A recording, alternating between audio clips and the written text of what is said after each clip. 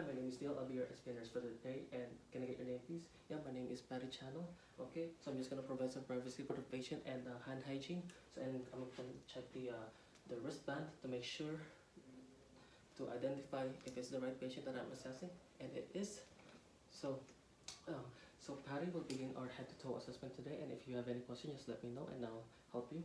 So we'll begin with the general survey. So we're observing the facial expression. Her facial expression is relaxed and calm. Body position is sitting in the bed upright, and skin is evenly toned and uniform throughout, and it's pale and colored light pink undertone. And her nutritional status. So Patty, do you eat any healthy range of foods such as fruits and vegetables or meat? Yes, I do. And Patty's BMI seems to be uh, I mean, Patty seems to be healthy and in optimal nutrition, and her BMI is above the normal weight because Patty is obese and she has an equal distribution of fat, which classified her as obese. And Patty, do you know where you are? Yes, I'm in the Northwest Hospital, and do you know what's my name? What's my role? Your name is Neil, and you're my student nurse. And do you know your date of birth? Yeah, it's April 19, 1938. And do you know what's the date today? Yeah, it's April 22nd, 2020. And the patient is alert and oriented to present time, self, and place. And speech is clear and loud, and there's no stuttering or mumbling. Hearing is intact and able to answer appropriately to my questions and able to answer them in time with no delays. And personal hygiene is well groomed and neat appearance and dressed appropriately for the weather. And now I'll begin my vital signs. of Patty, I'll just gonna take your pulse. And is that okay? But before I take your pulse, I'm just gonna raise the bed to my working height position and raise the side rails, and to make sure cowbell is within reach as well. So is it okay if I touch you? Okay, so I'm just gonna look at the radial, which is here. See, I'll look at the radial, which is here. Oops, she's fallen. And which is here. And as I take her pulse rate, I'm also taking her respiration rate for 1 full minute.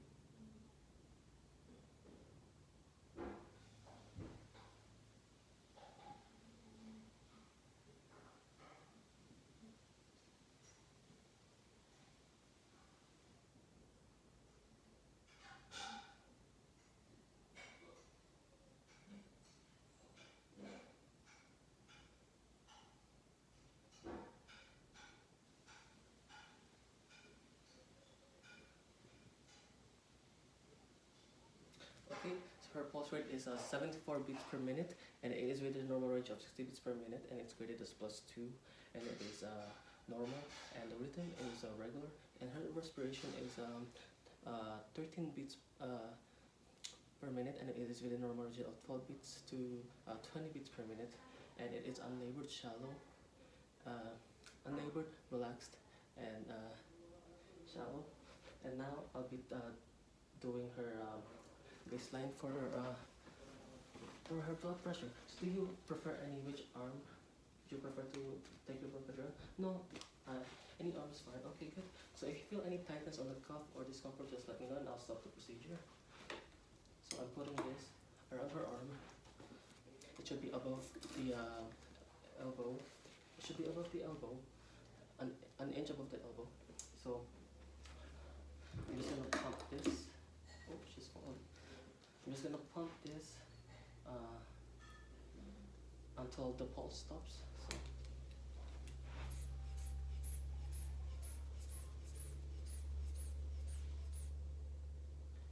Okay, so pulse stops at 120. I'm gonna multiply that by 2, so it's 240. I'm gonna pump it up to 240, and then I'm gonna listen for blood pressure with my diaphragm. I'm gonna put my diaphragm on her brachial, and the brachial is around here, the elbow, and to make sure that the diaphragm is not touching the cuff. and I'm gonna make sure if the patient is comfortable. Are you comfortable? Yes.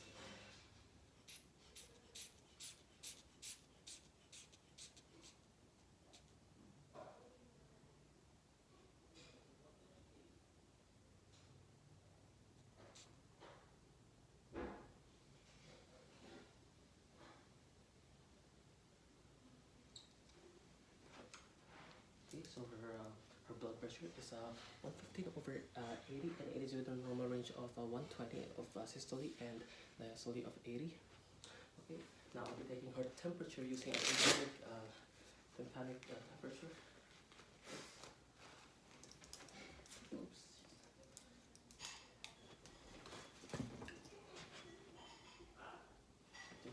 Temperature. So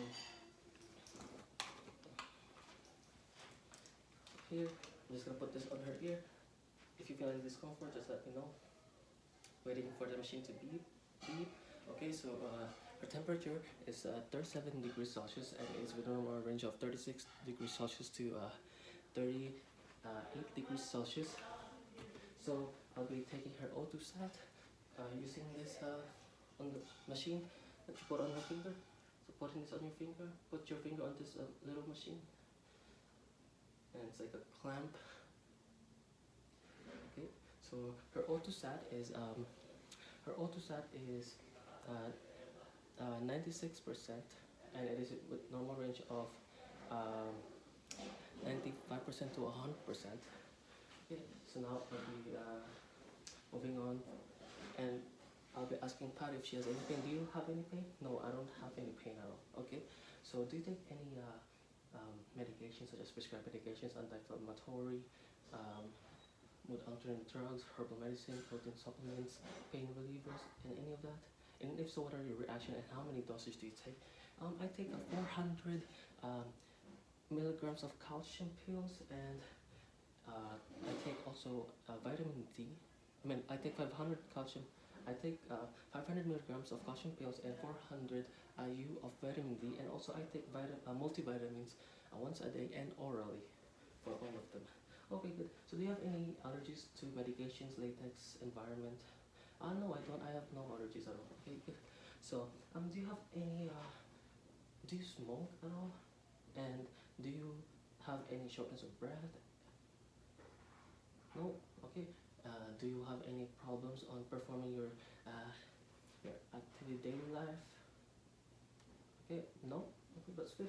So now I'll be moving on to I asked my 3 subjective questions. Now I'm moving on to skin. So I'm inspecting for the head, arm, nails, hands, and legs. So I'm inspecting for the head for any for symmetry, expression, and movement, and any acne on it or lesions at all. And there's none of that on her face. And I'm also inspecting for arm for any bulging, open wounds, scars, any lesions, masses, or any discoloration, any localized area of discoloration, and there seems to be none. And same as the legs, inspecting for any redness, lesions, and any of that, and there seems to be none. And I'm going to palpate the temperature by using the pad, the back of my hand, and I'm gonna palpate lightly like that. So her temperature is she is warm and moist to touch, and her skin is smooth and hydrated. And now I'll be testing for skin trigger. So by pinching underneath the clavicle, the skin underneath the clavicle, and if you feel any pain, just let me know. And then the forearm. Okay, so skin trigger is good, and it's able to return promptly when released. And now I'm inspecting the hands. Is it good if I touch you? Okay. So inspecting for the hands, no calluses, and palm seems to be lighter than the rest of the body, and her nails is symmetrical. It's clean and smooth edges. Her nail folds, no cyst or pus, and her nail beds are slightly convex, and there's no grooves on it, which is good. So now we'll be moving on to our neuro. So for neuro, I'm just gonna observe my patient eyes, that they are alert and open simultaneously, and I'm just gonna shine a pen light to her eye. So I'm just gonna shine a pen light to your eye. If you feel any sensitivity, just let me know and I'll stop. So we're gonna do it to the right first, and checking the pupil size. Okay, it's 3 millimeters, and it constricted at 2 millimeters. Now doing the other side, the left side. Okay, so pupil size is 3 millimeters, and it constricts at 2 centimeters. So both eyes are reactive to light and bilaterally. And now I'll be testing her muscle strength on the upper extremities. So can you squeeze your finger for me? Can you squeeze my finger for me? Okay, good. So her muscle strength is equal bilateral in the arms. Now I'll be doing on the legs. So I'll be putting my finger here, and just on your legs, just push up the resistance. Okay, good. Now I'll be doing to your left foot. Just push my hands against the resistance. It's like you're stepping on the gas pedal, same as your right side. Okay, so and then push up my hand up in the sky against the resistance on the left, and then on the right, same thing. Okay, good. So muscle strength for the arm and legs are equally, and it's strong bilaterally and equally. And also, what's your name again? Okay, Patty Channel. Okay, good. So she was able to respond, verbally respond, and she was able to follow my commands. Now I'm going to move on my respiratory. So for my respiratory, I'll be looking for the intercostal spaces. So I'll be palpating my landmark before I auscultate. So here we have we auscultate at the top of the clavicle first, and we could hear vesicular sounds there. And moving onto your clavicle, to your suprasternal notch, to your mandibular, and just across the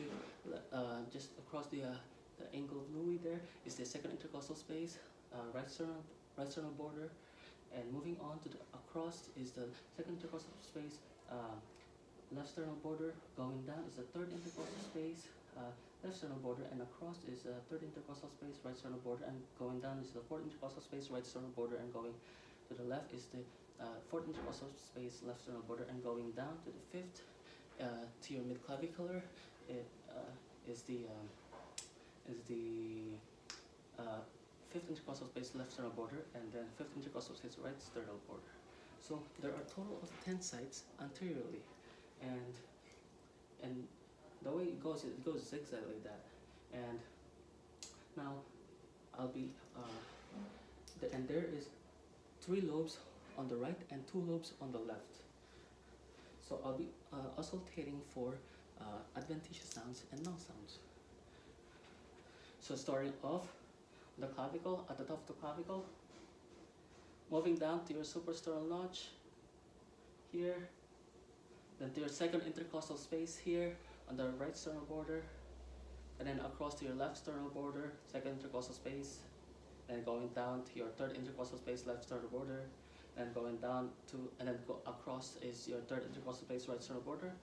You auscultate here, and going to the fourth intercostal space, the right sternal border, and then across on the left sternal border, your fourth intercostal space, and then fifth intercostal space just on the midclavicle, left sternal border, and then here, fifth intercostal space, right sternal border. Okay, so no adventitious sounds such as crackles, whistles, wheezes, or striders, and I also heard lung sounds. So here on top of the clavicle, you could hear vesicular sounds, which are pretty much low pitch sounds, and they're soft sounds, and it is pretty much inspiration is greater than expiration in this area.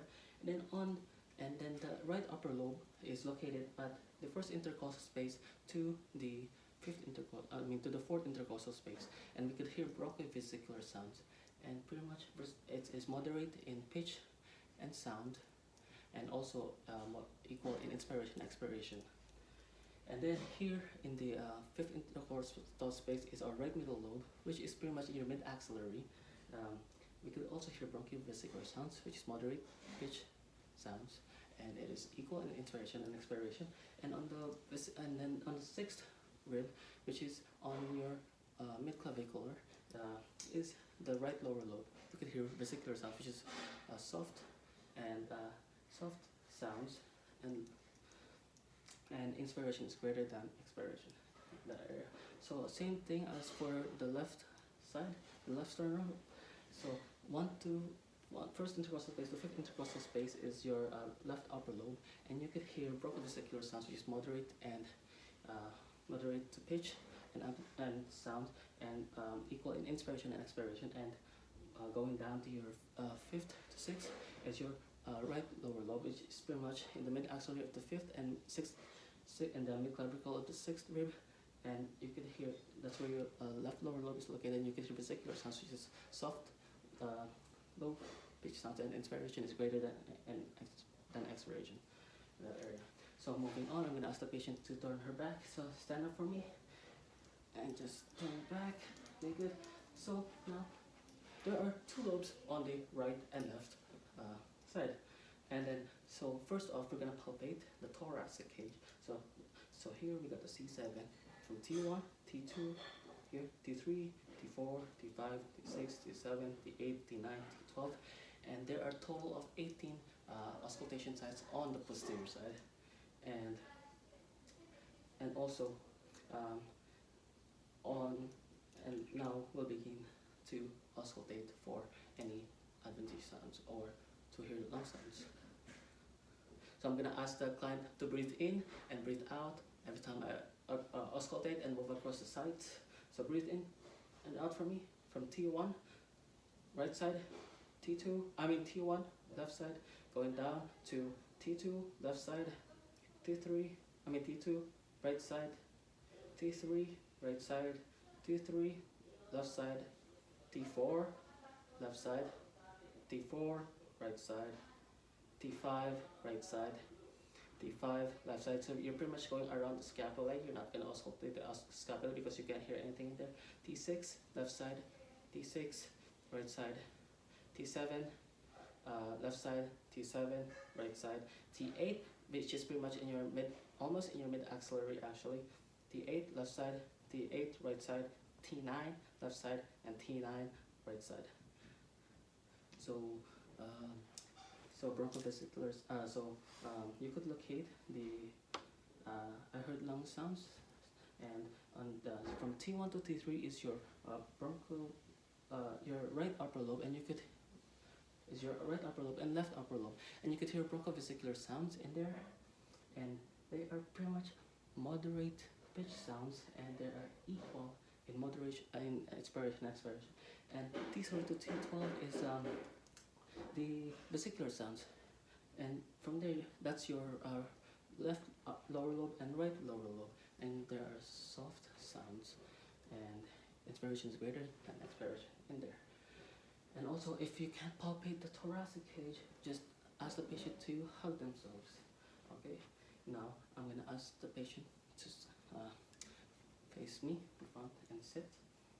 I also forgot to inspect the shape and configuration of the chest wall anteriorly. It is sloping downward and symmetrical in intercostal spaces, and the posteriors is also the ribs are the ribs are symmetrical and downward sloping motion, and then the thoracic cage, the back should be elliptical downward sloping motion and should be symmetrical. And then as I assessed Patty here, she is assessing her in the room air temperature. In the room air, and I'm also checking her respiration effort. So I see that she is not using, she is breathing effortlessly, deep, shallow, relaxed, no use of accessory muscles. And Patty, can you cough for me? Okay, so no mucus is produced during the cough. And also, moving on to my cardiac side. So I'll be palpating. Is it okay if I touch it? Okay, good. So I'll be palpating for the cardiac sites. So there are 5 cardiac sites.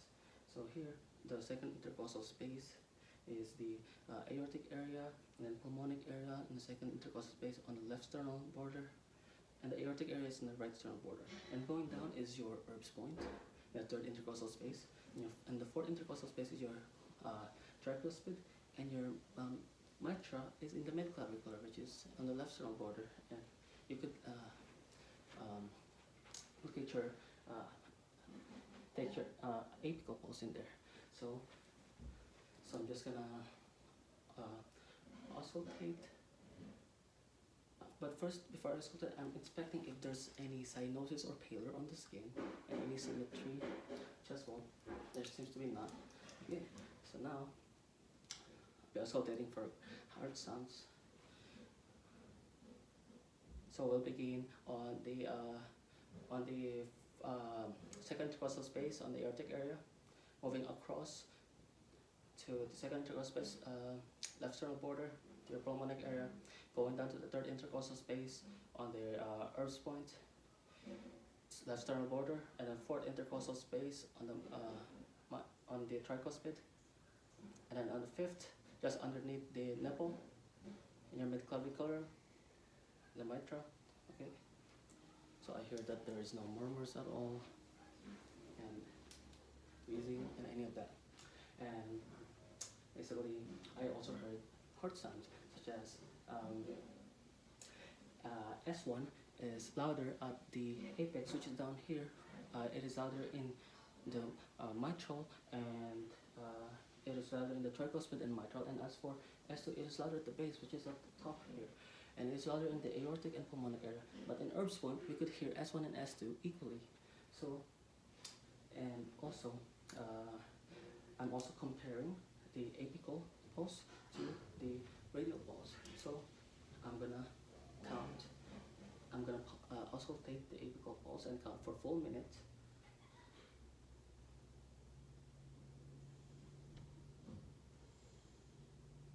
And the apical pulse is in the on the midclavicular line. I mean the micro.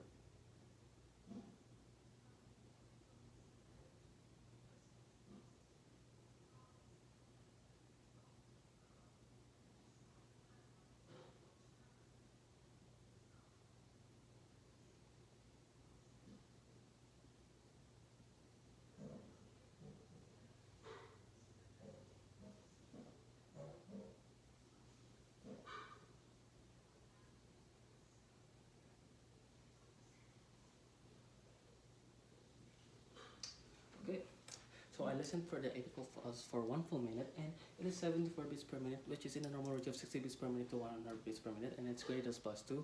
It's normal, and the rhythm is regular as well, same as the radial. The radial pulse and the apical pulse should correlate, and should not be different. If it's different, it's abnormal.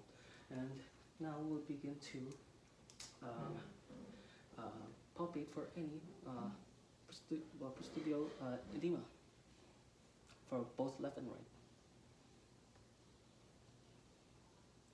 which is just underneath the ankle right here. So no prostodural edema noted, or there's no edema in the tibial. And also I'll be taking the pulse for the on the tibial here on both sides, and then on the dorsalis pedis. So it should be equally. The pulse should be equal bilateral for both sides. Okay, and now be doing my GI. So I'm gonna ask the patients to lie down. Okay, so Patty's lying down. Patty, can you lie down for me? Okay, and so I'm inspecting